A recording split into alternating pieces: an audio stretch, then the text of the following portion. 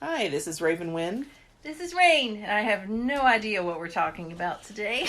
Well, you know, like the two But I don't know which one we're doing first. or what's involved in it. Oh, well, that's kind of normal, though. Like, Yeah. you really never know what's going on. I'm happy that way. Yeah. You're listening to the Feather and Bone Podcast, two witches talking about everything witchy and nothing at all. This time, we're going to talk about the different types of witches. Okay. You're like, okay. And by, and obviously, what I pulled off the internet is by no means everything that there is. If you need to know everything that there is, just talk to me. Okay. Okay. No, just ask my mom. She knows. Oh my, yeah.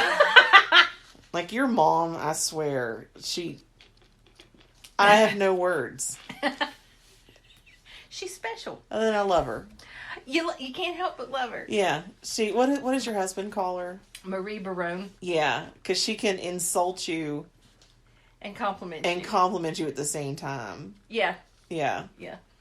She's like, that's a really pretty blouse. I don't think I've ever seen anyone wear anything like it. Something like, what was it she said to somebody I've known my whole life? She said, we were all sitting around talking. She goes, wow, David, you're pretty eloquent now. He's like, what the fuck? She's great. Stuff like that. She's great. So, like I said, we're going to talk about like solitary and eclectic. We're going to talk about hedge witches or green witches. They're often called as well. We are not hedge witches because that would require going out in nature and collecting some things. Wild witchcraft, kitchen witchcraft, powwow. We're going to talk just very briefly about powwow. Appalachian granny witchcraft. And that is it. And actually, I've found way more on Appalachian granny witchcraft than... Yeah. Hey, we can make fun of it, people, because we live here. Yeah, like born and raised. So. Bred, born, and raised. I'm too lazy to fit into any witch category. Well, and because going through all of this, we pull really a little bit from all of these, really. So we are eclectic. So we'll talk, I want to very briefly... Hey, what? Psychotic witchcraft. Psychotic witchcraft, I like it. That would be my category. Yeah. Yeah. Because I'm a little bit jealous. Or even like pressure cooker witchcraft. Because like you just let shit build and build and build and build until... witchcraft. Yeah. And then just boom. So solitary witchcraft is, a witch that just kind of does their own thing. They're following their own life, their own, path, their own idea of what witchcraft is. Either they're not initiated or they're self-initiated. Are you talking about Wiccans? Well, just solitary witchcraft. I mean, they may follow, Wicca. They may follow some other... Like, they could even be following traditional European witchcraft, but they're doing it alone.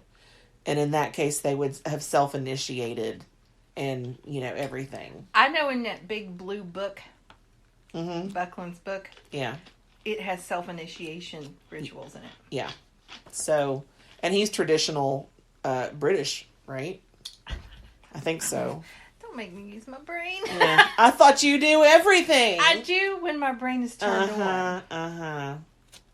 And I have nothing about you has been turned on lately. I know. I'm dried up and shriveled. Yeah. You're entering the crone phase. Isn't that great? Unwillingly. I'm telling you, get the stallion out. Just take care of business yourself. It's just not the same. Well, but I mean, it'll do.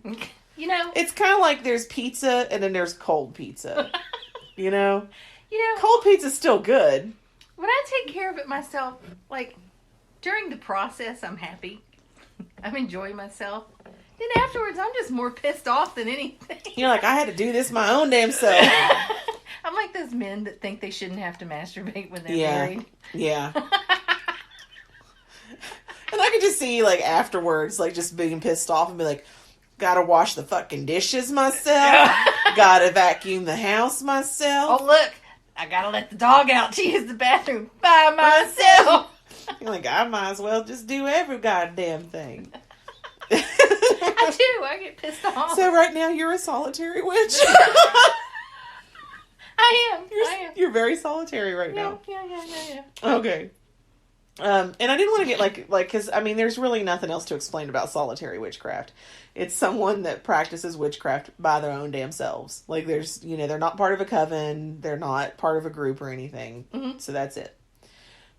Eclectic witchcraft. I would say you and I are very eclectic.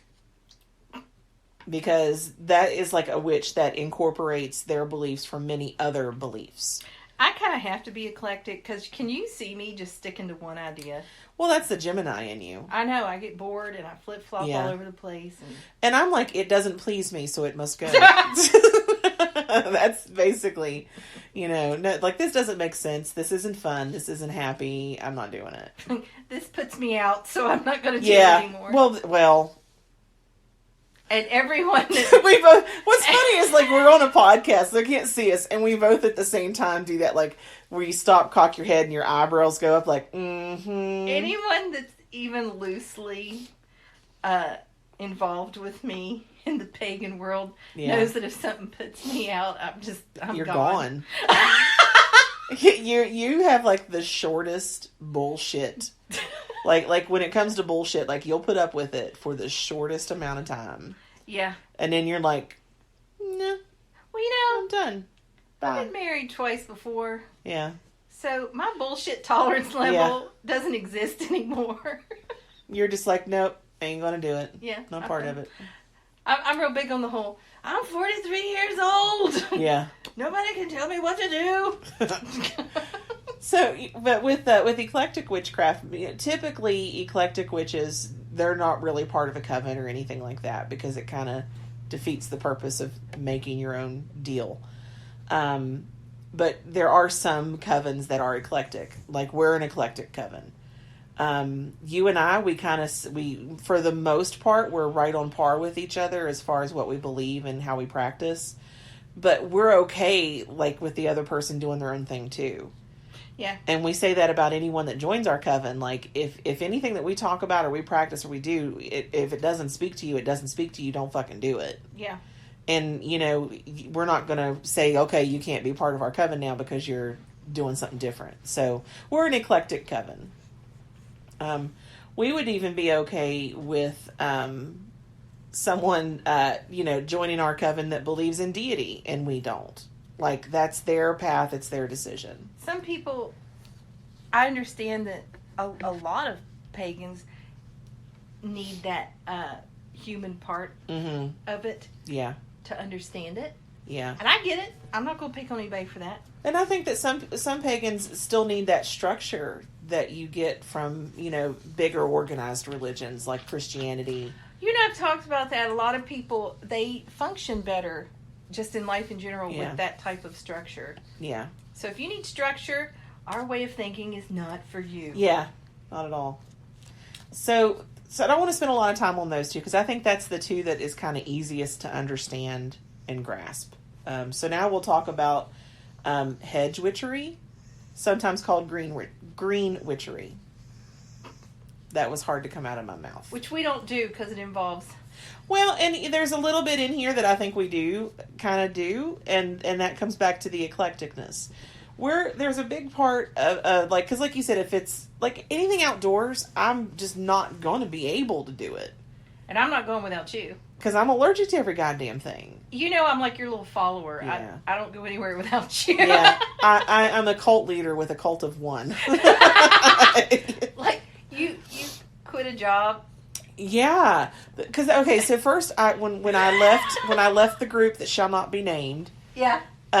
You were like, hold on a minute, and when you came back, you're like, I just left it too. I'm like, wait, what? Within like 30 minutes. Yeah, I'm like, wait, what? And then I quit a job that we were both working for the same company, and then you're like, okay, I quit too. I mean, it's ridiculous. Everything you do, I'm going to follow. Yeah. I don't know. Because I got a new vehicle and then you did. Yeah. I got my house and then you got this house.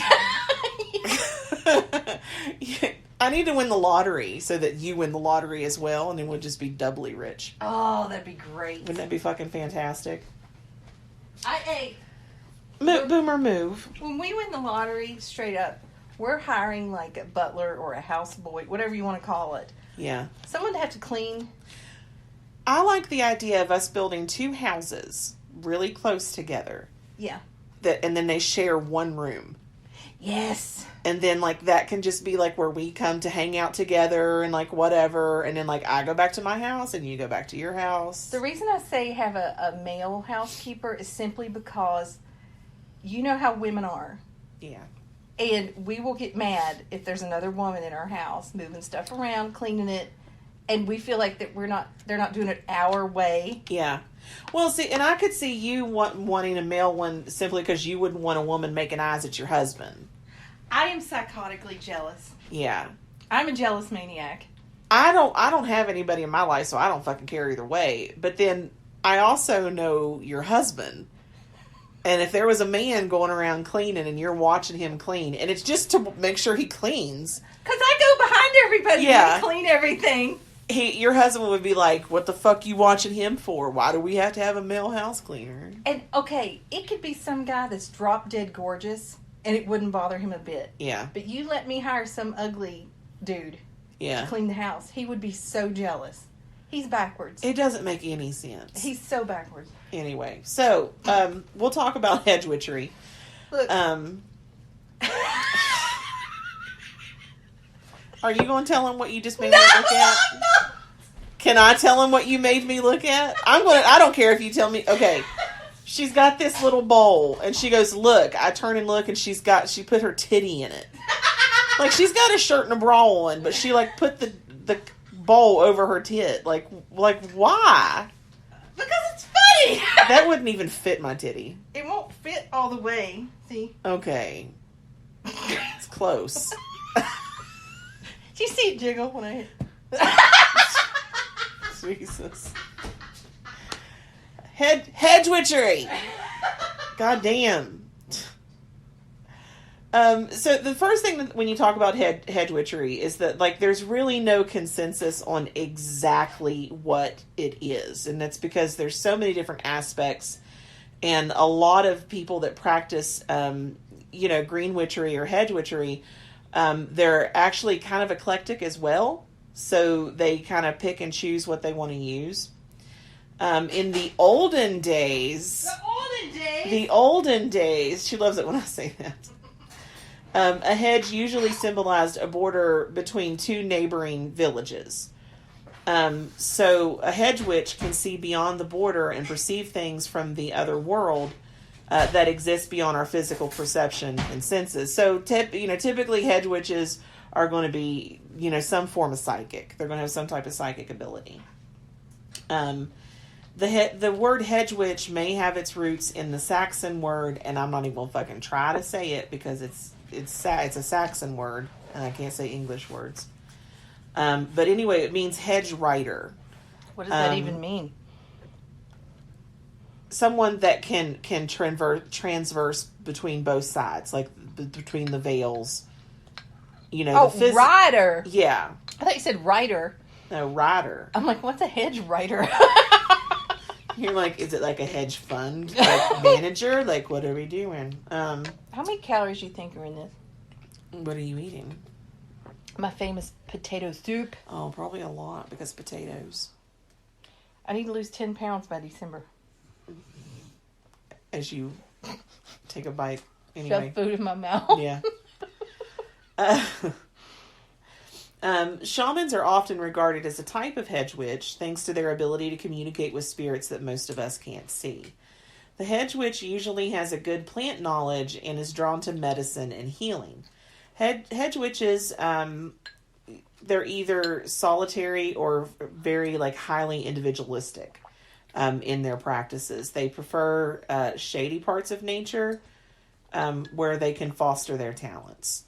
So shady, like shady. Well, shady like the darker side, really.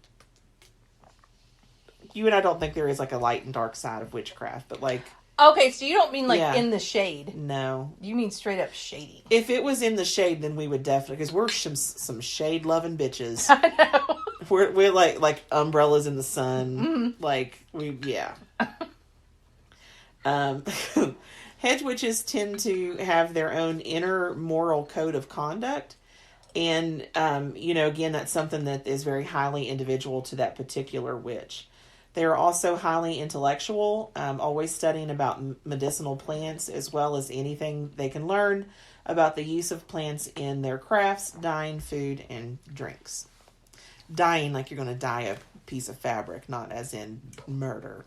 Oh. But if anyone would know... You saw me get excited. Yeah, but if anyone would know how to murder someone with some plants, it would be a hedge witch. Mm-hmm, mm-hmm. Oleander, for example.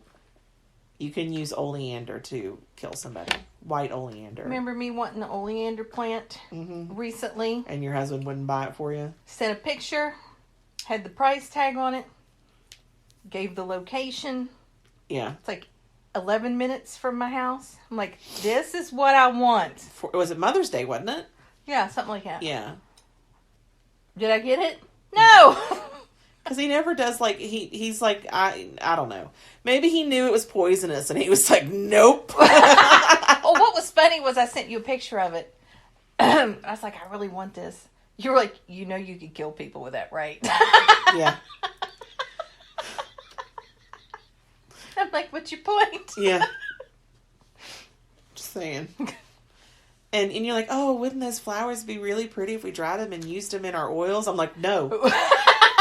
No, they wouldn't. What would we call that? Death oil? Yeah. I mean, like Death Eater oil or something. I don't know.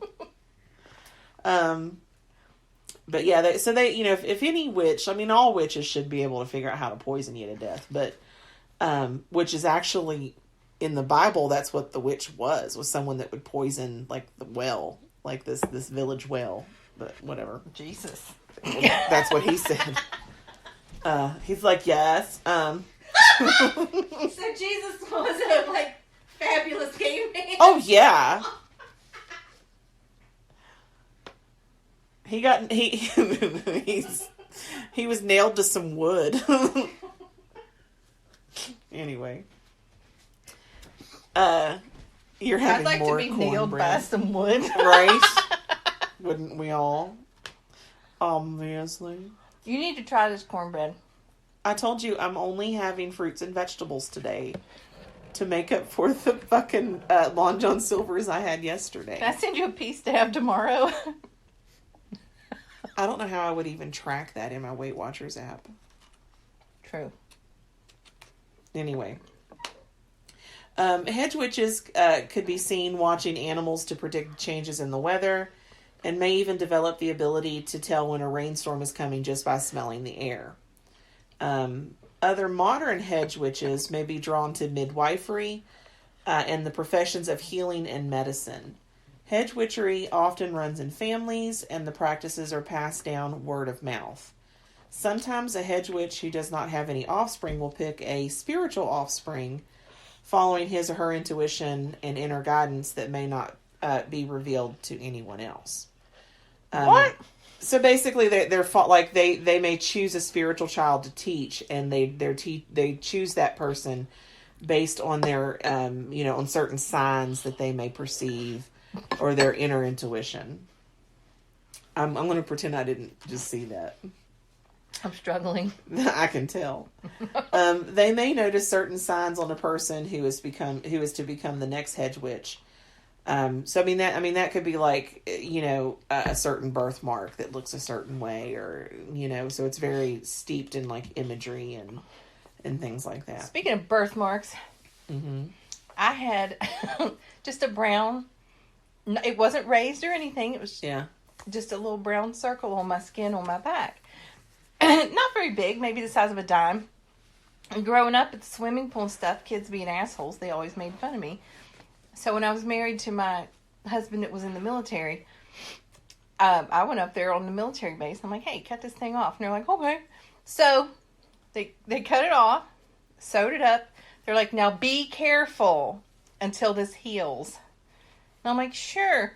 So I went back to work at the dental office, dropped something, bent over to pick it up, felt those stitches rip open.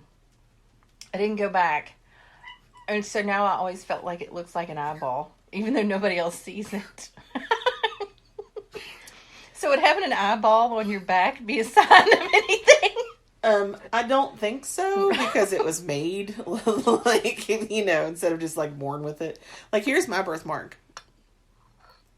See that red? I thought that was a bug bite. No, it's been there since I was born. It's called a strawberry patch. My birthmark is tattooed. You know that giant tattoo on my back? Mm-hmm. Tattoo's over it. Oh, yeah? Yeah.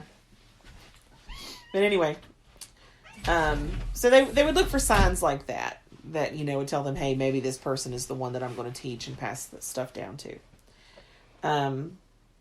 Usually a hedge witch is someone who is in tune with the natural order of things by observing the shifting patterns in nature, listening to the winds, and watching cloud formations.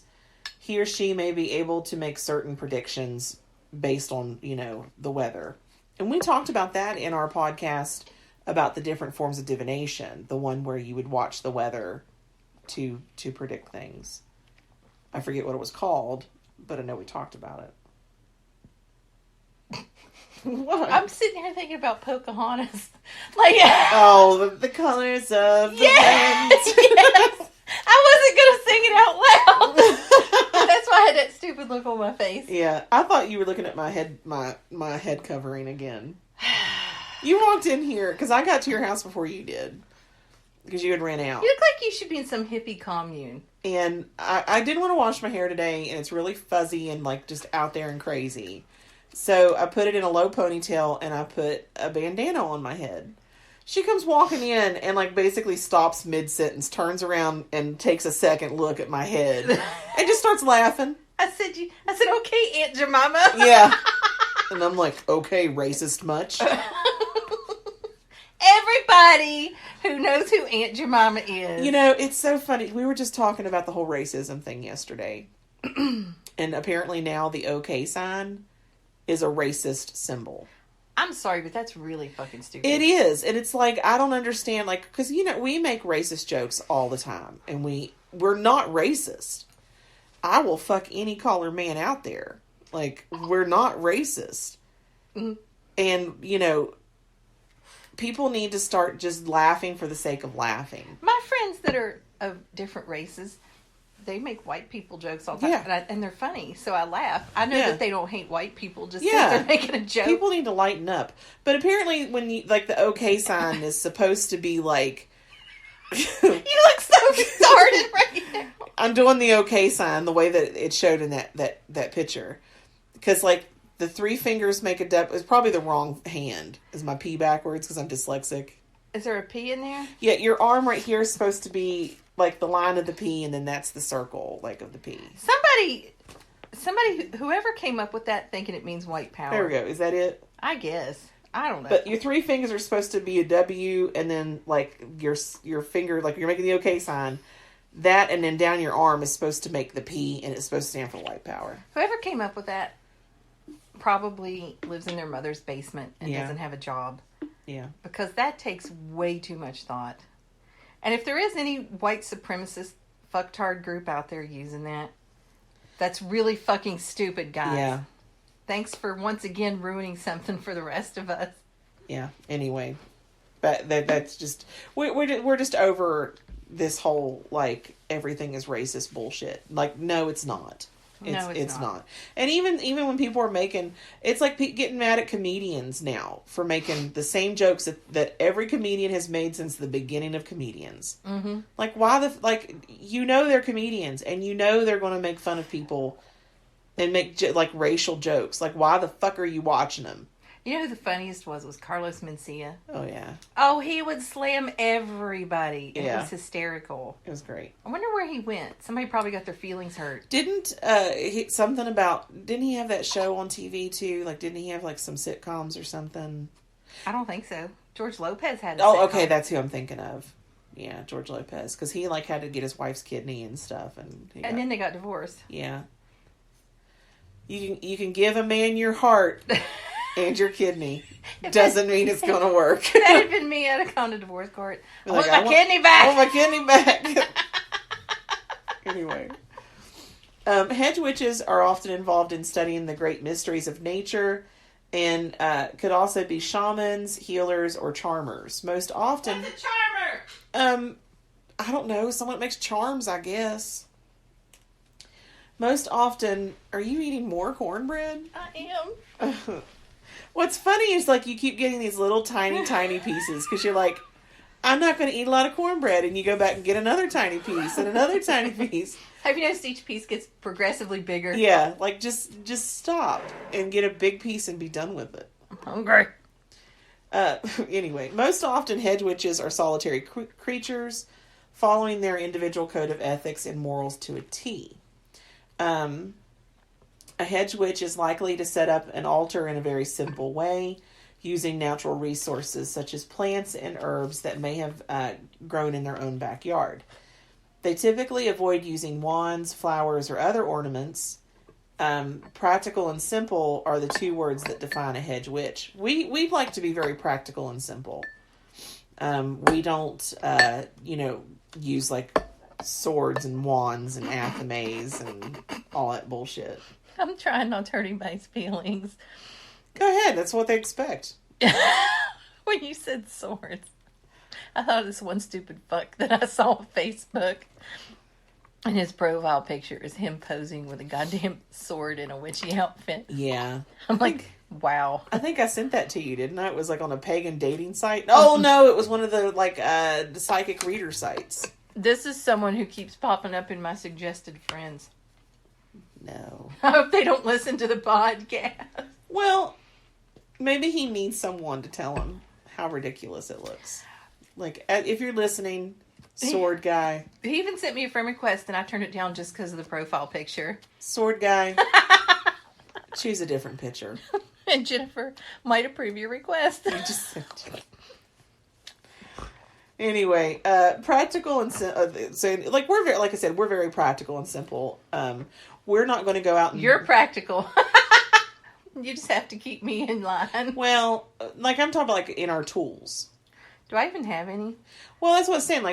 We use tea light candles from the dollar store. From the Dollar Tree, Dollar Store, Dollar Tree. And then like the herbs and stuff we use, like Walmart, we get them in the spice, section.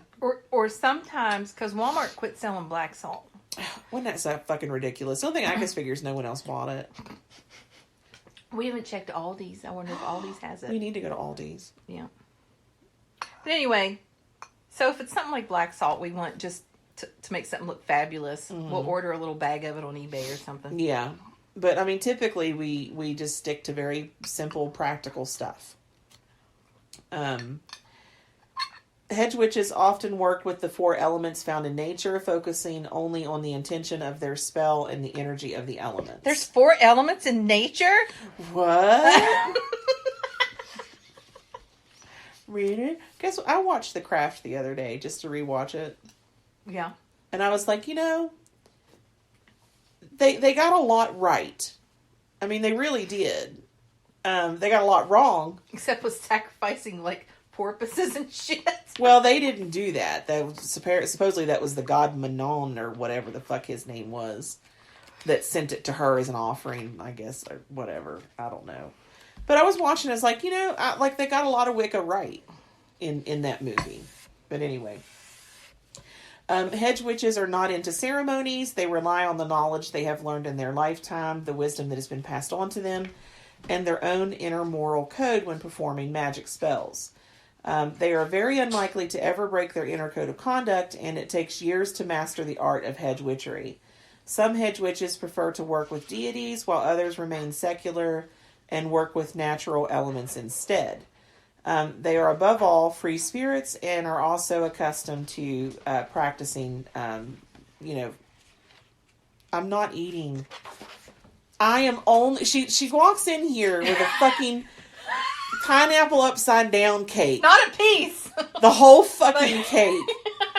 And I'm like, I told you, I'm only eating vegetables and fruit today. I was just showing you. And I know when you made that yesterday that you sucked every single one of those cherries before you stuck it in there. I did. And you can hear me on the phone going. She's like, I love cherries. And then I'm like, yeah, remind me not to eat your cakes. Ever. And normally you support me when I'm trying to diet and behave myself. And it's like, for you, the very idea of having nothing but fruits and vegetables all day. I can't. You can't deal with it. So you're like, please eat something else. Did you ever tell him about the Weight Watchers story? Which one? Oh. What are you doing? Oh. Smaller bites. You wouldn't have to do that. God, you used to open up like you're getting ready to deep throat a dick. Like, just like, I'm going to try to diet. And she eats like... Jesus. What about Weight Watchers? Remember, I was like, hey. Oh, with you. I think we should try Weight Watchers. So, I'm like, okay, sign me up. So we try, and because this is my second time on Weight Watchers. You do really well with it. So I'm like, okay, sign, because I was driving, and I was like, sign me up. So she signs me up for Weight Watchers, and we start it together. And I'm losing weight. Like, I'm dropping 3 or 4 pounds a week. Yeah. And just killing it. And she's not. I gained weight. She started gaining weight on Weight Watchers. And it was because she was being told what she could and couldn't eat. Yeah. And she has that, the oppositional defiance disorder that I talked about. Like, because an app was telling her what she could and couldn't eat. And then I think, too, because there was such a difference in between the points that I would get and the points that you had, I think that he's like, fuck that. Would they give me 18 points or something? Not 18 points. I think they gave you 25 points. It wasn't that much. Was it not that much? Because mine was high. Mine was I really truly think mine was 21. Yeah. It was in the low 20s. And then mine was in the 40s. I got twice the amount. That's not fair! Well, because I'm fatter. It's not fair. Because Weight Watchers want you to lose weight slowly. And healthily. You should only lose between 1 and 2 pounds a week. So because I'm bigger, I get more points. Because if I had the same amount of points you did, I'd end up in the hospital. Because I wouldn't be eating enough. But anyway, and then because you don't like vegetables and stuff. You like them, but you just can't eat them. I can't. Guys, we will not go into detail. Yeah, just know that it's really bad when she tries to eat. It's horrible. Vegetables. I just get gassy and that's it. I get violently. You get sick. Really ill. Yeah. I'll be in the bathroom with you on the phone. I'm dying. Yeah. And so we're on Weight Watchers. I'm losing a bunch of weight, and you're not. I'll just eat another fucking egg. Apparently, all I can have is egg. And then you would boil eggs, and your family would be like, "Oh, boiled eggs," and they would all eat your boiled eggs, and you'd be like, "Those are my eggs." Yeah, it's the one fucking food I can have. It was horrible. It was awful. So you stopped Weight Watchers, and then I stopped Weight Watchers for a bit just because I couldn't afford all the vegetables and fresh fruit and stuff. Mm-hmm. But now I'm back on it and I'm doing good. They actually sent me a keychain. They were like, "Oh, we noticed you lost the first 5 pounds. Here's a keychain. Congratulations." I was going to. Oh, did you bring it? Yeah. Fuck yeah! I put it on my keychain. Where is it? Well, it's low key because they don't want you to be embarrassed. You don't. Oh, come on. You and I don't get embarrassed about that shit. Well, but not everyone's like you and me. I'm 43 and fat. Yeah. Oh. It's a little metal. How is that embarrassing? It's stylish. Well, that's why it's not embarrassing. Because it's low key and stylish. And on the back of it, it has the number 5. Because I lost 5 pounds. Anyway. So that's hedge witchery. Now we're going to talk about wild witchcraft. And I think this is the one that is more in tune I've never heard of it. Well, it's more in tune to what you and I do. I mean, really. And it's kind of funny that we named our coven, Coven of the Wild Wood. We will not say where that name came from. What, the Wild Wood? I don't remember. Oh, I do. I know you came up with it. Yeah. Well, tell why won't you tell? No. It will take away from the coolness. Okay. Okay. I'll text you. Well, my phone's in airplane mode because we're recording the podcast. You'll get it when you stop. Tell me later. Yeah. You know what you looked like? What? A gay cat. Yeah. Meow. Jeez. Anyway, wild witchcraft. It's a lot like hedge witchcraft. In that they kind of do their own thing and they have their own set of morals and values that they follow, which you and I do. We believe in cursing and things where other people don't. What? You mentioned us having morals and values, and I just stop and think. I'm like, we do. I'm like, do we? We do. I mean, they're a little more dark than some people. Hey, you know that song I had you look up, or the breeze blocks that I had you look up the other day? That was funny. Because I like this song. It's called Breeze Blocks, and I'm like, what the fuck's a breeze block? So it's a center block. It's the kind that's got like the holes in it.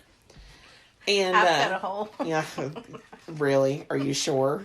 No, I'm not sure It anymore. hasn't been used in a while. It's closed up. So this morning, like I was listening to music while I was getting ready to come over here, and that song come on, the Breeze Blocks, and I'm like, I'm gonna look up the lyrics for this song and like just read it and see what the song's about because I really like it. Yeah. It's about murder. Of course you liked it. He's like she's trying to get away, so he weighs her down with soggy clothes and breeze blocks. When you asked me about that, I said it's probably about weighing somebody down, ditched their body in some water. Yeah. And that's exactly what it is. I've been hanging around you too long. He's like, I love you so, I love you so. And I'm like, it's a nice song. He loves her. And like, well, wait a minute. Hold up. Yeah, he's going to weigh her down with soggy clothes and breeze blocks. Fucking killed her and threw her in the lake. I'm assuming it was a lake. It was that lake down there in Cowan, or outside of Cowan. You want to know it's horrible? There is a dead body in the lake. Well, someone did dispose of a dead body in Big Ditch. Yeah. Big Ditch Lake. He ditched the body. Yeah, Big Ditch Lake. I was down there doing a visit.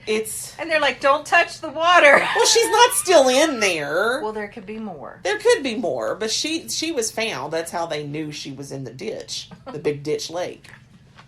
You know, the story with that, and it's really sad. She was a showgirl. She was very popular. She was working at Pizza Hut in Summersville. Wait, stop. What?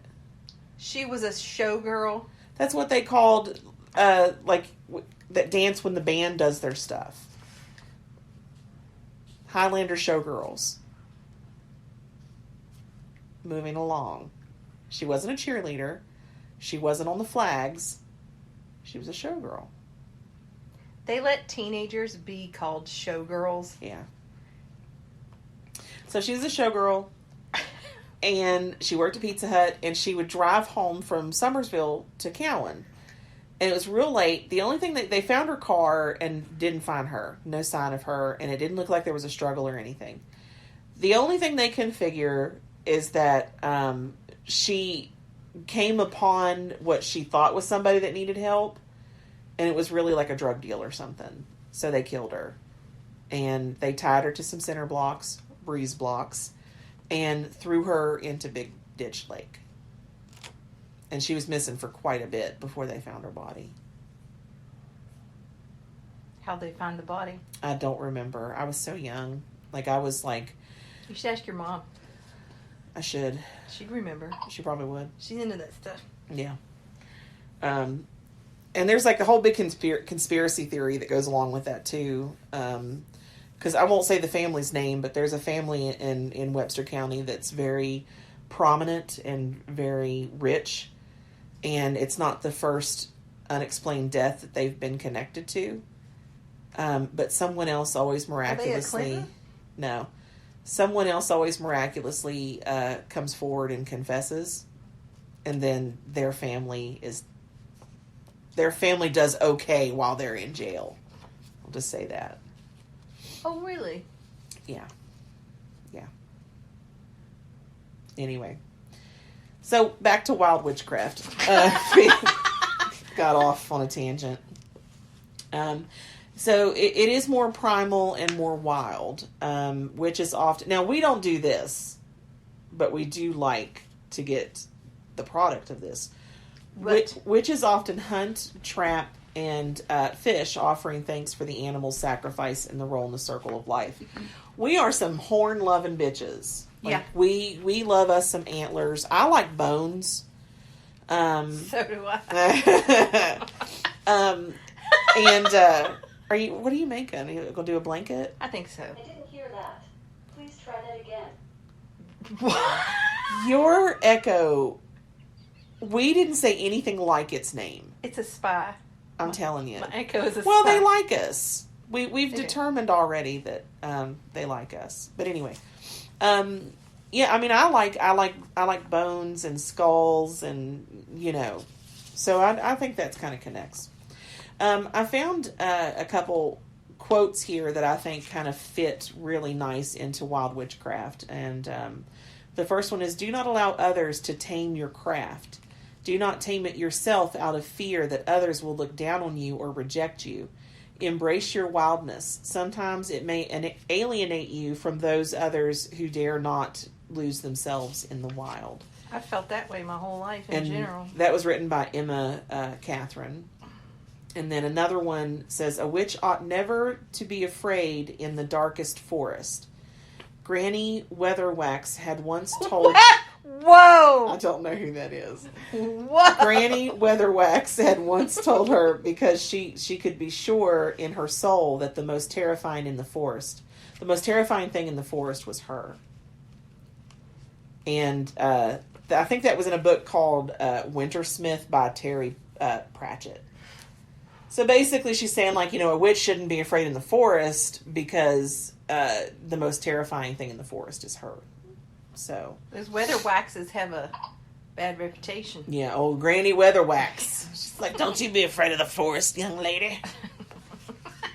Anyway. It's like the whites down in Boone County. Fuck yeah. Nobody messes with them. Was it Mamie? You, Mamie? Everybody's scared to death of, like, the matriarch. Yeah, if you guys have never seen a documentary about the wild and wonderful whites of West Virginia, fucking look that shit up. They're real. Yeah. They're very real. It's this whole fucking family down there, and it's just... Anyway. There have been 911 calls down there where it involved other members of the family, and the matriarch found out about the foolishness going on, and she will show up and just start beating the ever-living fuck out of those people. Yeah. To get them in line. Everybody's scared to death of her. Yeah. She truly is the matriarch of that family. In the documentary, this woman gave birth, and, like, the baby tested positive for drugs, and she's, like, snorting cocaine off of the... Off the baby? No, off of the side table there in her hospital room after she just, like, gave birth. Are you serious? Yeah, and the documentary crew's like, "Yeah, we should probably call CPS." You think? We can't, Do you think this is wide enough? I do. I think that would wrap around nicely. Give it 5 more. Okay. Anytime I think it's enough, I always give 5 more. 2. Okay. Anyway, back to wild witches. 3. A lot of times wild witches will be hereditary witches, or, they'll work on their own as solitary or in family groups. So like how we're teaching the offspring, like, that's considered hereditary witchcraft. I think too much emphasis, not by you, but by a lot of people, is put on this whole hereditary witchcraft Yeah, thing. it's bullshit. It is. Like, I'm sure there is information that's passed down in families, which is cool. But, I don't know. It just pisses me off. You want me to tell you something that would make your crocheting a lot simpler? No. Okay. I won't. Because you know it'll stress me out. No, it won't. Yes, it will. Get a big plastic bowl and put your yarn skein down in it. I'm good. And then you just got to pull the yarn up because it rolls in the bowl and you're not having to, like, pick it up and unwound it. Anyway. Unwind? Whatever. Jesus Christ. Wild witches really don't have strict guidelines. You know, they kind of just do whatever the fuck they want to do. And that's us. They are healers using the things of the earth to do their healing, including crystals, herbs, oils, and potions. I think I fucked up already. They do not usually worship any deities, but worship the earth and the moon instead. And we don't follow deities. Wild witches are not Wiccan. No. In fact, wild witchery is much older than Wicca. But since the days of old, wild witches have worked within villages to heal illnesses of the body and mind and perform midwifery. I've truly never heard of this until today. Yeah, and it's everything we do. I mean, it's more in line. Like, I would say that we're eclectic wild witches, is what I would label us as. I'd call us energists. Well, there's that. I'm watching you crochet and I'm just having to look away because I don't know what the fuck you're doing. I don't either. I've fucked up. They do not believe in the yard is dark. I can't see what I'm doing. Now, this is one that, like, this is not us at all. This is too white light for us. Okay. They do not believe in harming anyone or anything. We will fuck a bitch up. Yeah. A lot. Well, you know, some people are douches and they deserve it. Most wild witches share their homes not only with pets, but also wildlife and native animals. They tend to live in the country, as even modern-day wild witches cannot bear the noise and bustle of cities and find it spiritually and psychically draining. Most wild witches use natural tools for divination, such as water and crystals, rather than tarot cards or other modern tools. They believe in and share their homes. Now, see, we of course, we read the fuck out of some tarot. But, you know, you're using the pendulum. I would say that's more of a wild, you know, because that's a stone.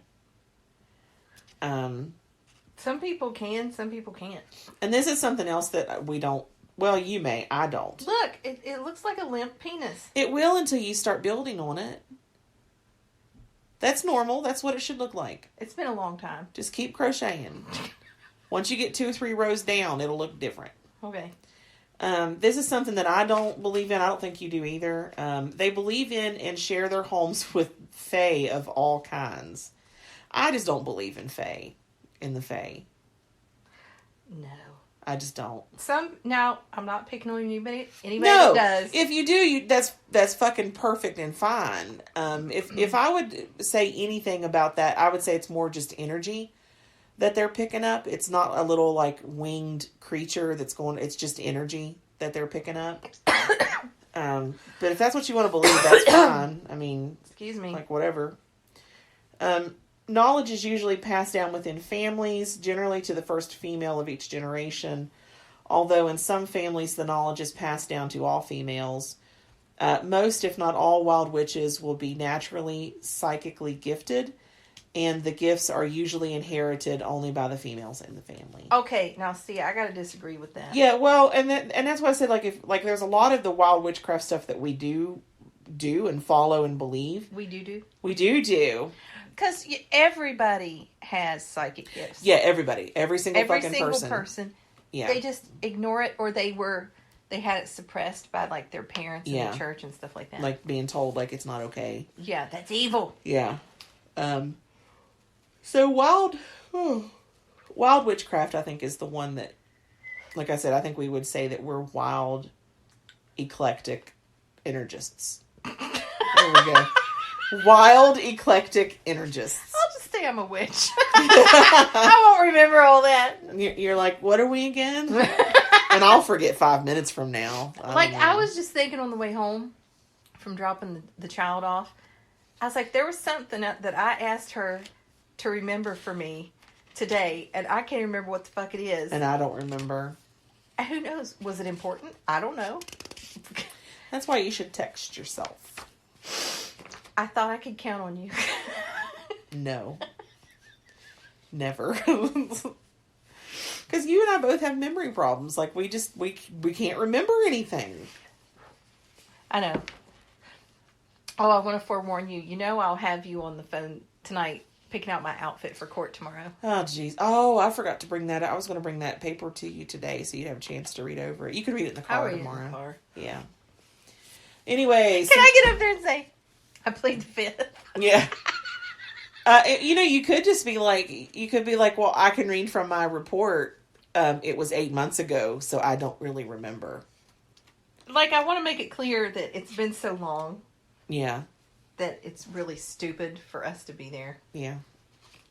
Hey, go ahead and say that. I don't care. We don't work for the state anymore. Can I say it's stupid? Sure. Won't the judge get mad at me? Probably.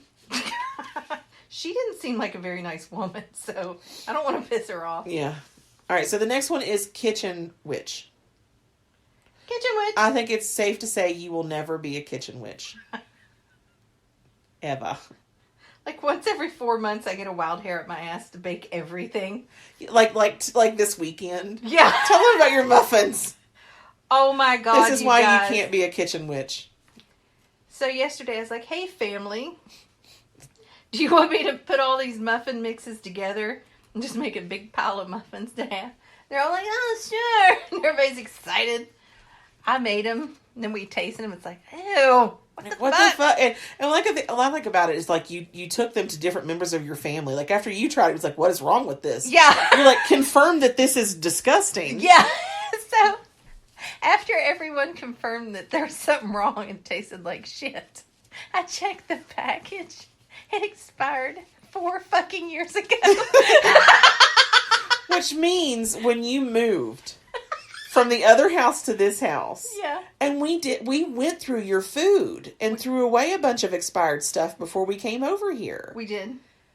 And somehow the muffins made it through. I'm going to have to tell my mother and Barb. Yes, because they were in charge of all that shit. I get to shame them. Yeah. And be like, I could have died. Poisoned my family and I would have went to jail. You should. Oh, yeah, because you know how high and mighty they are about that stuff. Yeah, and then, like, I was going to buy, like, extra muffin mix. But I didn't, because I thought it was okay. It's my other offspring. Okay. My numero uno. So, but yeah, kitchen witch. Kitchen and herbal magic are very versatile forms of magic and can be incorporated into any tradition or path. The solitary path of kitchen witchery is also steadily growing in popularity. Kitchen witchcraft is similar in many ways to other paths such as hedge witchery, cottage witchery, green witchery, and garden witchery, in that it draws on the sacred magic of nature. Kitchen witchery finds sacredness in everyday life, particularly cooking and in tasks around the home and garden. Kitchen witches honor the goddess and traditionally is a craft that is passed down from mother to daughter. And I think, like, I know someone that, we both know someone that would put little, like, witchcraft stuff into everything she fucking did, and it aggravated us to death. Who? What? Wait, you went... What?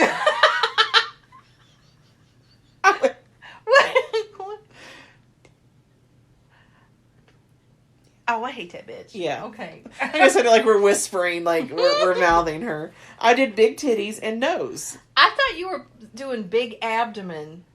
No, big and pointing at a forehead. No, like, big titties and nose. Mm-hmm. Hey, just an observation. I don't think those titties were as big as we were led to believe. Yeah. I think there was a lot of extra padding. Yeah, in the bra. In the bra. Yeah. Just saying. I mean, mine have padding in it, but it's just so you can't see my nips.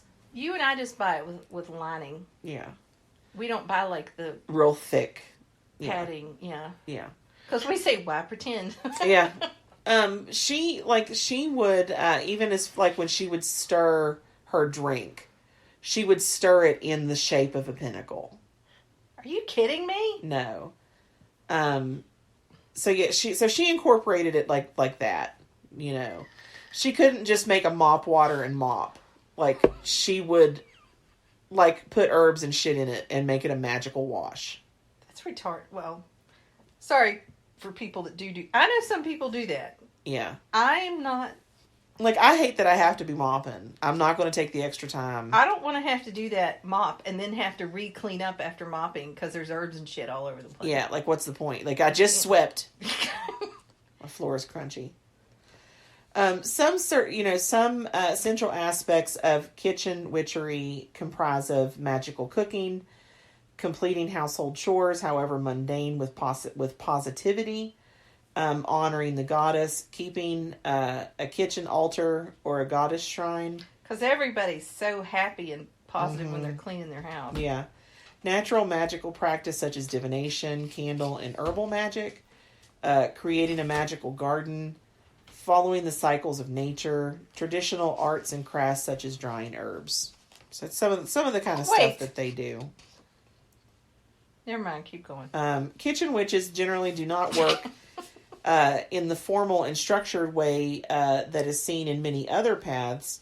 Often this solitary craft is self-taught rather than learned by being part of a coven. Although a kitchen witch's work may be subtle and discreet, their magic is no less powerful than that centered through formal rituals and practices. Food is sacred as a life-giving force, and kitchen witches believe in the saying, "We are what we eat."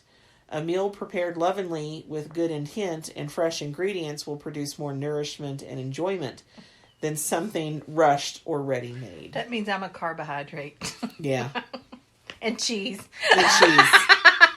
By nurturing our bodies with good food, we can honor the life given to us by the goddess and give thanks for what we have to eat and the good health it provides. The kitchen is often regarded as the heart of the home. The food that sustains the family is prepared and cooked there. Children often do their homework and play at the kitchen table. And families gather to talk, eat, and enjoy each other's company. Did they see this shit in a movie? Well, I will say that in my family, the kitchen table is the center of the home. Children happily playing at the table and doing their homework? Yeah.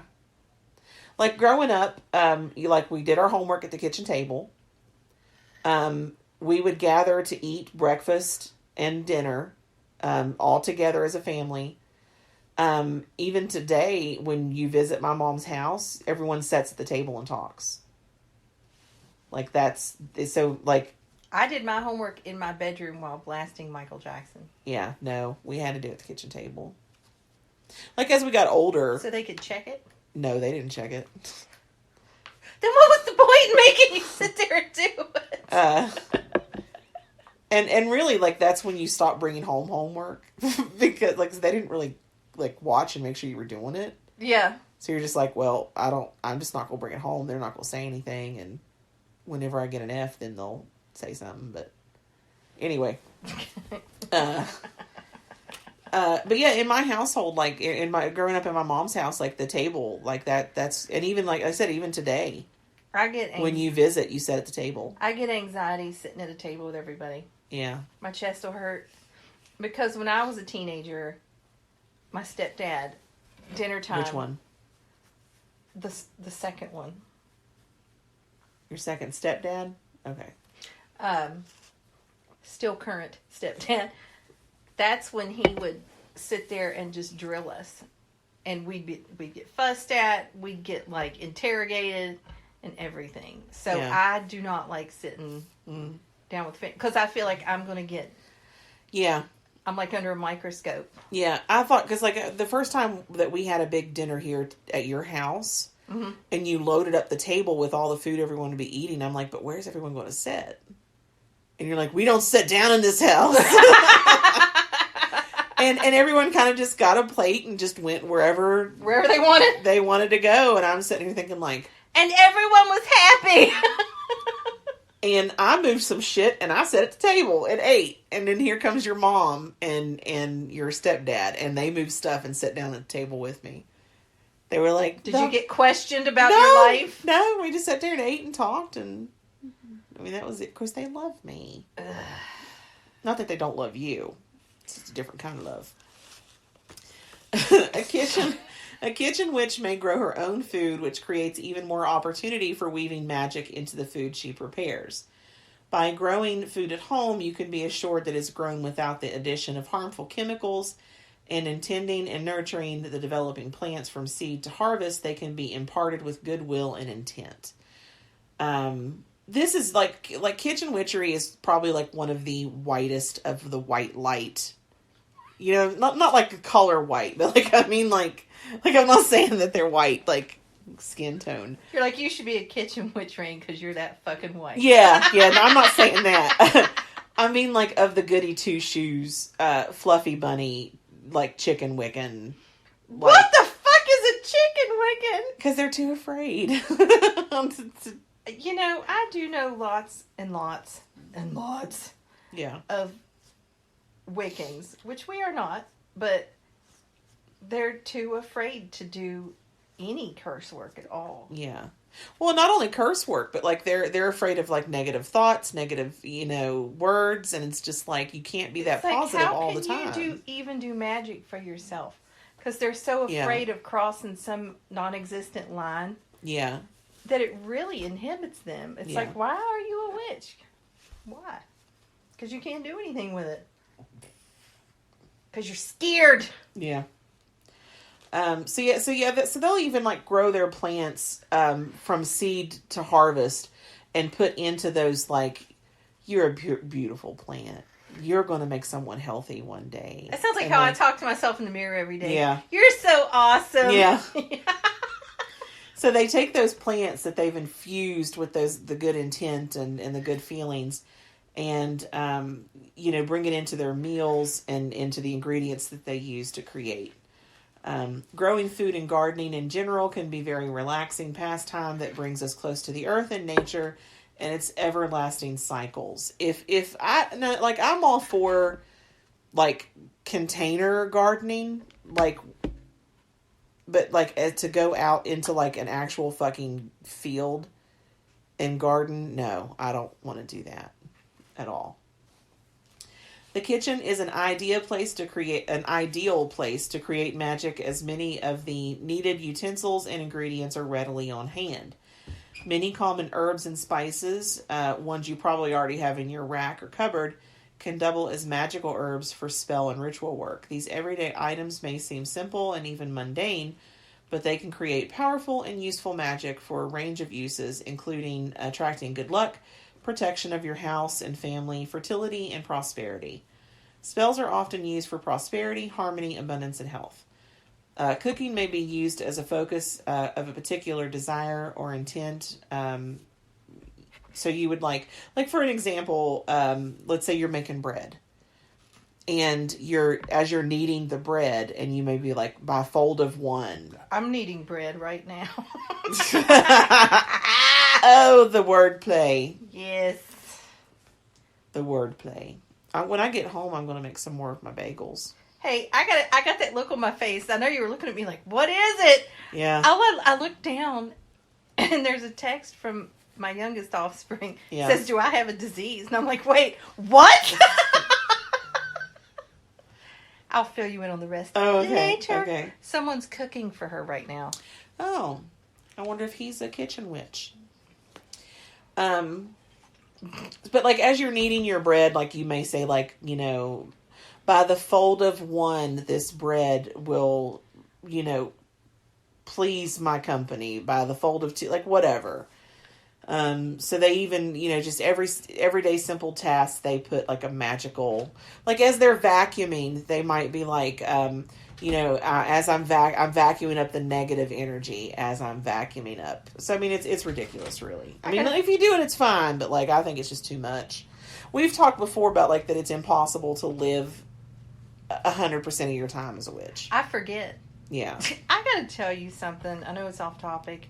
Well, that's kind of what we do around here. But this person's mother texted me and just said, yeah, he's making her his famous chicken in red wine reduction. And I'm like, Holy Food Network, what? People actually do that? He's like 14. Yeah. I got nothing. I'm just stunned. Yeah. I'm just stunned. I don't know. I hope that she doesn't like... I hope she eats it. Yeah. I hope she eats it, but I hope she's not like, oh, because it's made with wine, I can't have it. Like, the alcohol cooks away, honey. Like... So anyway, so that's kitchen witchery. The magic doesn't have to purely be about food and its preparation. Kitchen witches may also create magic in other ways, such as preparing magical herb sachets, making loose incense, making herbal remedies, and products such as shampoo or body lotions, and pot potpourri. Potpourri? Potpourri. What did you call it? Pot potpourri. Oh, okay. I thought you were fucking up the potpourri word. No. Anyway, the finished items from those crafts can be created for specific purposes by using herbs and other items whose magical properties lend themselves to the purpose, but also by infusing them with intent during the creation process. Many people believe that any item or tool created by the person using them will be stronger due to the addition of the magical intent. So, sure. So that's kitchen witchery, and like I said, like you're not a kitchen person. No, Like, I'm not. Yeah, like and I think that's why a lot of people say that like you don't cook. You do cook. I cook a lot. You cook a lot, and I think cook angrily. Yeah, and I think that just like you making it very well known that this is not something you want to be doing. Yeah. People are like, she doesn't cook. But I have noticed that sometimes you'll cook just for the offspring and yourself. Yep. And like nobody else in the house. Yep. Because you're like, I have to feed her. She's underage. And I'm going to eat. But everyone else, you're like, go find your own fucking food. Yeah, I'm like, you got hands. Yeah. And they're like, there's nothing to eat in here. Like, oh, there's plenty to eat if I cook it. Yeah. You know. Yeah. So yeah, you're if you ever had to be a kitchen witch, you would be a very angry kitchen witch. That'd be where I did all my cursing. Yeah. So now we're going to talk about powwow. Speaking of that, somebody went in there yesterday, day before yesterday probably, made a pot pie. Pot pie? Never fucking ate it. I opened the fridge yesterday and there's just a pot pie sitting there. Not covered up or nothing. Just sitting in the goddamn fridge. So I forced Ken to eat it. I wonder who made it. And forgot. Yeah. I've never forgotten a pot pie in my life. Probably because I paid for it. Oh. My dad used to make homemade pot pie. Ooh, have you ever had a meat pie? You pervert. You disgusting woman. No,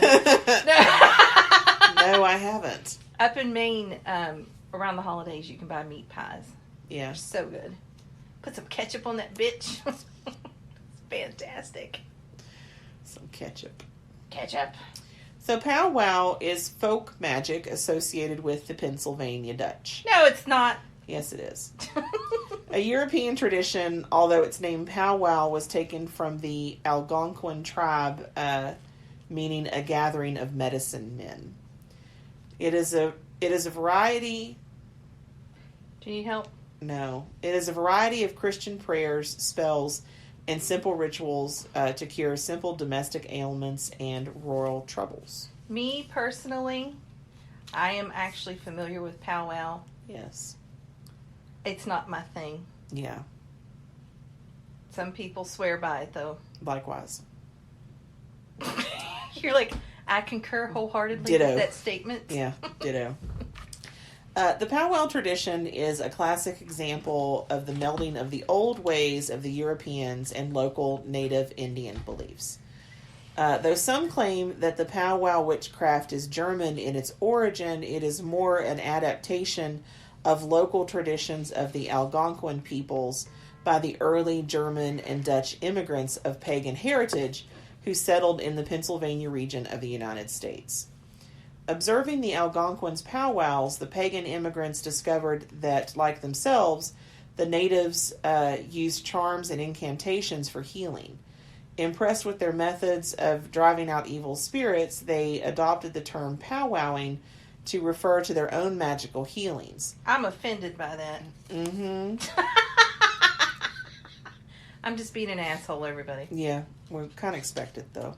As their practice of magic was also centered on herbs and healings, they learned from the local people about the native roots and herbs for use in charms and healing. How long have we been talking? An hour and like 9 minutes, I think. Yeah.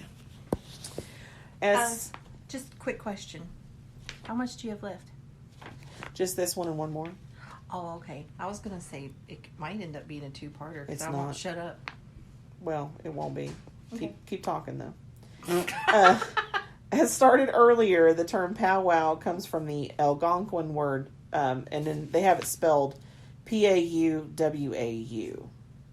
So that's how they spelled their version of powwow, meaning vision seeker. And the powwow witches encompass shamanistic like rituals of healing through visions and the application of traditional medicines, which are often accompanied by prayers, incantations, songs, and dances.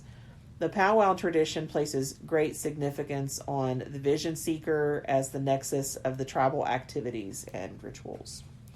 So that's all I have on powwow. I didn't want to go into powwow a great deal just for personal reasons. Well, I think if we went into it anymore, we'd be actually giving away some of their practices. And I don't think they'd appreciate that very much. Well, I really don't care about that. Well, I care about the ones who aren't in that group that were formerly affiliated with.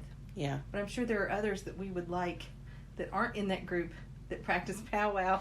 Well, but I mean, you could say that about all of these other ones that we've talked about too. Like we know people that are each type of this, the witches that we're talking about. But we weren't giving away their actual spell work. No. And if I went any more into powwow, it would be given away. I just don't want to talk about them because the group that we know are assholes, and I don't want to talk about it. That's okay. So, anyway. Appalachian granny witchcraft is the last one that we'll talk about. Sure. It originated, shockingly enough, in the Appalachian Mountains. What? Yeah, the Appalachian granny witchcraft originated in the Appalachian Mountains. Lies. In the early 1700s by Scottish and Irish settlers who brought their European witchcraft traditions with them. As the settlers began to blend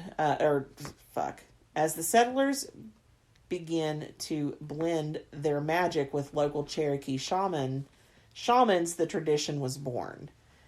Most common practices include working with the Fae, dowsing, healing, song, and dance. The Appalachian granny magic tradition of witchcraft is a very old one.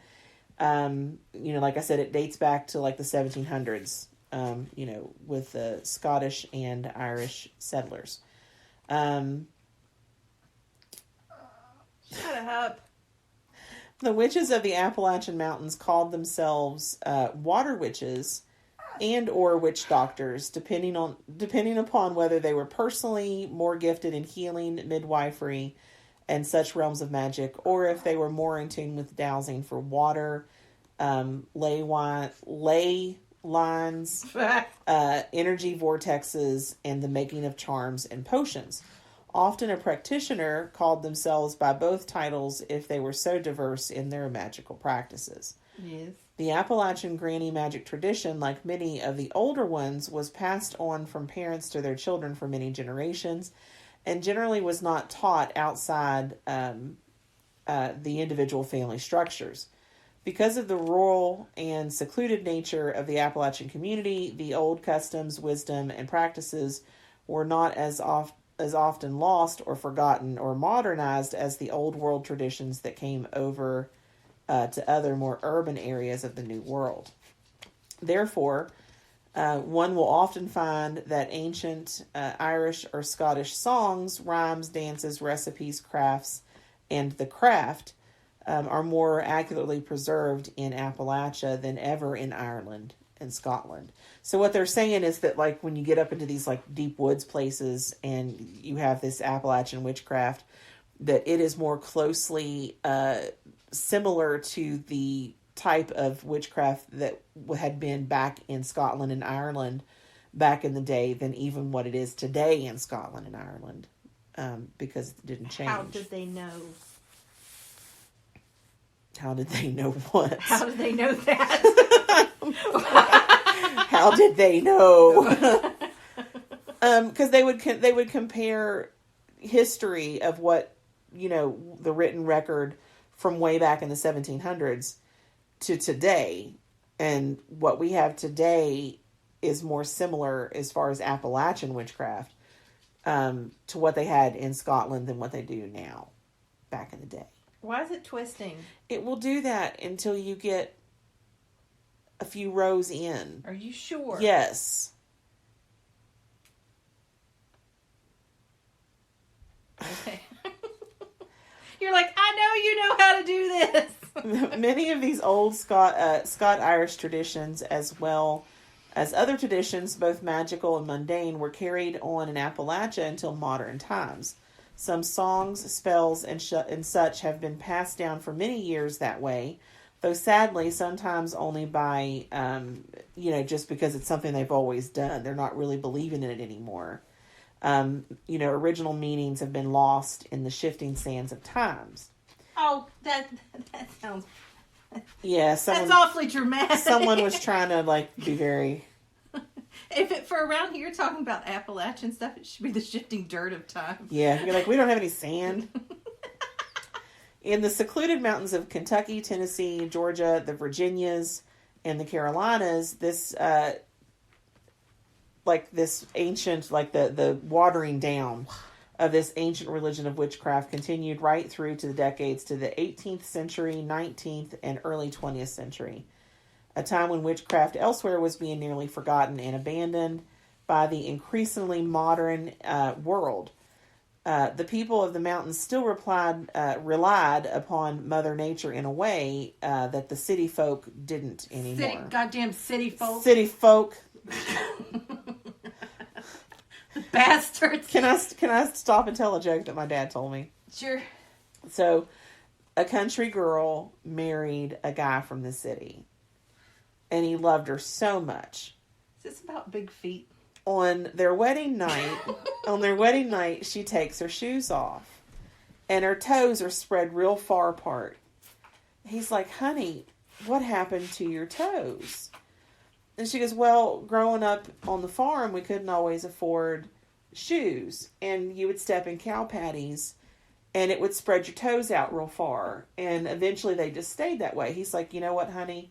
You were poor. He's like, you know what? That's fucking disgusting. I understand it. I love you anyway. So he gives her a kiss on the cheek. So they continue to undress. Well, she takes off her dress and she takes down her panties. And as she's bent over to take off her panties, he goes, well, good Lord, did you have to set in it too? Yeah. My daddy told me that joke. I've never been blessed in the rear end area. Yeah. He was like, did you have to set in the cow shit too? Yeah. Because her ass cheeks are real far apart. Yeah. Yeah. Anyway. She had a huge crevice. Yeah. Crevasse. Crevasse. Oh, God. Oh, that's great. Anyway. So people in the mountains, they really still had to depend on the fertility of crops, their livestock. I thought you were going to say the fertility of Christ.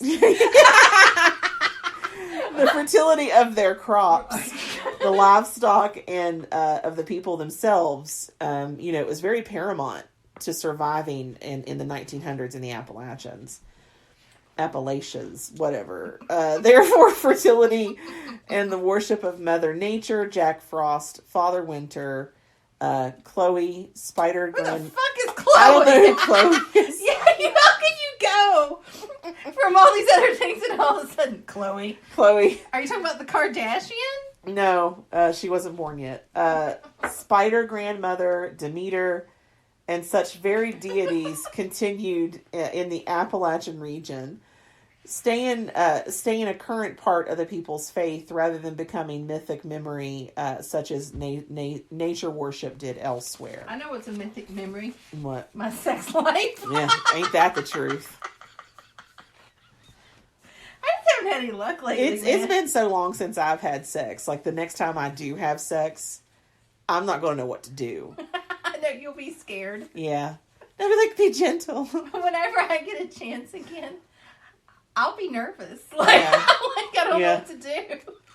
She'll be like, you've not seen me naked.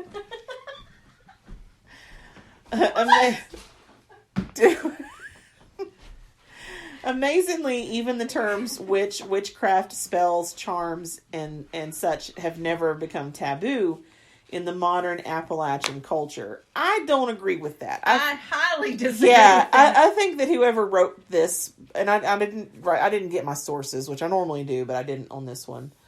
But whoever wrote this, I don't think they are actually part of the Appalachian culture. No, because it's the fucking Bible Belt. Yeah, you can't say that I'm going to put a spell on you or like witchcraft, nothing Look without. what happened at Pagan Pride in Charleston Yeah. just the other day. Yeah, Christians showed up like, boo! They're like yelling at everybody. Yeah. You suck. Yeah. Praise Jesus.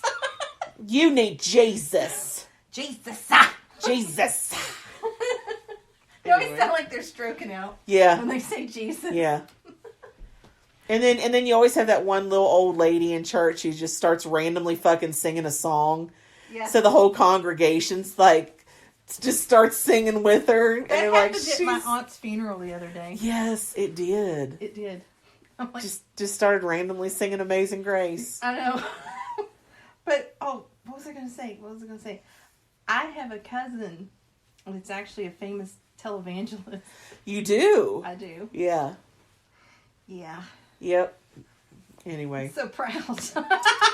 Nearly every mountaintop and holler community had their... And now, okay, for those of you listening that may be not from, a very backwoods type area or other countries... Someone can be from down in the bottom. Yeah. Or up in the holler. Up in the holler. So a holler is basically like a community up in the mountains.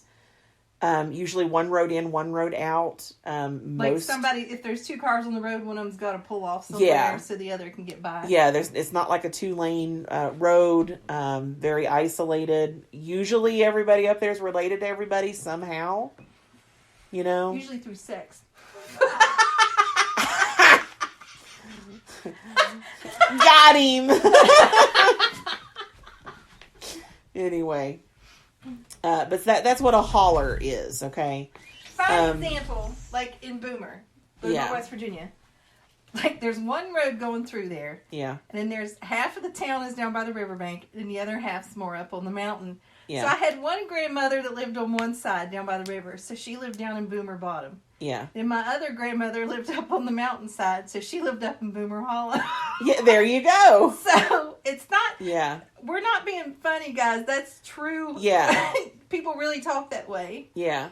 So if you were asking me how to get somebody's house in Boomer, I'd be like, oh, it's down in the bottom. You'd know you needed to go across the tracks down by the river to get there. Yeah. You wouldn't even bat an eye. So yeah, that's what a holler is. But nearly every mountaintop and holler community had their local witch, who was openly called such as a title of honor, not as an insult or a charge of crime. Bullshit. As the term came to be used in other more urban American cultures in the 17, 18, and 1900s. The witch doctors were still called upon to heal a sick child or deliver a baby or tend to the dying, as witches had been so charged with doing in Europe during ancient times. Now, I will say, because my mom would always tell a story, one of her sisters was horribly burned, and they called upon the local witch to come and, create a salve for her or whatever. And Mom said it was just this black woman that lived in an old boxcar, and she was like the witch, and she came and, she made a salve and they put it on the burns, and, my aunt didn't die. So. You know what it probably was a drawing salve to draw out the infection. Yeah. Probably was black because it had that charcoal in it. No, the woman was black. I thought you said the salve was black. No, the woman was black and she lived in a boxcar. Wait. I thought you were going to say she lived in a box, but you added car to that? Yeah, a boxcar. She lived in a car. A boxcar. Like from a train. How'd she heat it? I don't know. I wasn't fucking there. Because it gets cold down there. I would assume she had like a fucking potbelly stove in there. Was she burning little children's? Yeah, probably. Yeah, that's what I would do. Yeah. Hey, at least she wasn't green, because I know that offends some people. Witches can't be green. And eat babies. If you're going to be a witch that eats babies. Don't get me. That's for the next podcast. Let's not jump ahead of ourselves. Since often a mountain community had no medical doctor to call upon, the local witches continued to work as the only healers well up until the early 20th century. The local witch was also called upon to dowse for water, ley lines, and energy vortexes when one was digging a well, planting a new garden, burying a loved one, or doing any other work with the earth. Thereby, the term water witch arose, though it is misleading, as these witches dowsed for more than just water, and one did not have to be a witch to dowse, though most dowsers of that area or of that era and location were indeed witches. Now, if you don't know what dowsing is, that's where you hold like either a stick or two rods in your hand, and you're able to watch how they move. It goes.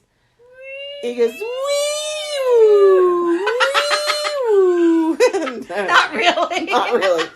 They move in your hands, and supposedly you're able to use them to find water. There's a lot of people that use them to measure auras. Yeah. And stuff like that. Yeah. If you look up dowsing, it's actually pretty interesting.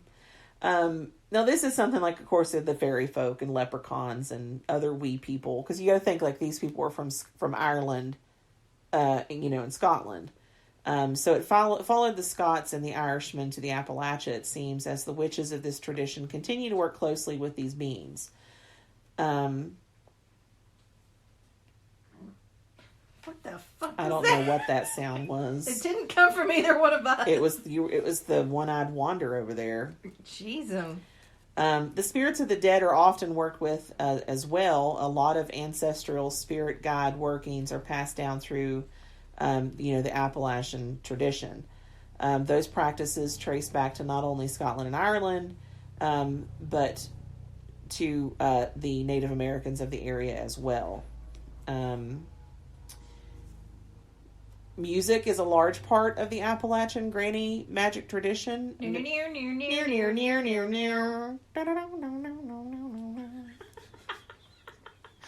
Anyway. Yeah. Many of the oldest spells are sung and danced. Clogging and Irish step dancing came to be called Clogging. Or Irish step dancing, as it came to be called in Appalachia. Yes. As well as reels, gigs, lullabies, and chants sung in rounds are all very common magical ingredients in Appalachian spells. Have you ever been to like a festival that's run by a church like way up in the woods? No. Okay, I'm Erbacon. too afraid. Erbacon. Oh God! I had to. I get talking about being triggered. I had to take these kids to fucking Erbacon Days one time. Like, they were part of a CPS case, and I had to take them. Erbacon Mountain. I had to take them to Erbacon Days, right? And it's basically. Is there even enough people there to have Erbacon Days? You would be fucking surprised at the amount of people who showed up. Okay, so I'm there for Erbacon Days, and Beans are bacon. I've got these fucking kids there, and it's run by this church, and every single fucking person there knew that the reason I had to be there was because of a CPS case. I was getting dirty looks left and right. It was doing your job. It was horrible. It was horrible. But they a lot of the dancing and singing and old folk songs and old gospel songs. You just fucking got all the old people in one corner just talking about shit and dancing and singing. It was weird. But that was what reminds me of, all the dances and two steps and all that. I hope they can hear her. Her little. She drives me nuts. This dog eats my soul. Shut up. Leave me alone. I hope they heard it. I hope. That's great. Her tooth's hanging out. What's going on? The tools of Appalachian granny witchcraft vary a bit from the modern Wiccan tools we are so familiar with. The wand, often called the rod, or the phallus,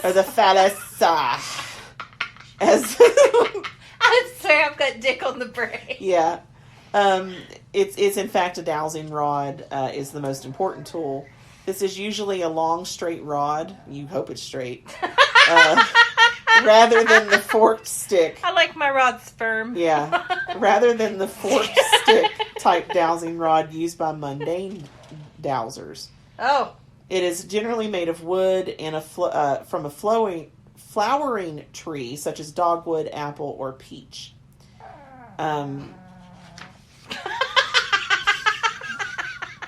This dog, I swear to God, when she dies, this is how she'll haunt me. A ritual blade, such as an athame, is only occasionally used, and more often an agricultural blade, such as a thresher, axe, or such, will be used instead. A what? A thresher, an axe, or an axe would be used instead. Cauldrons are more widely used than chalices. In fact, a cauldron placed in one's front yard was an open for business type sign back in the time. She's days. getting louder. However, the practice has become a popular decoration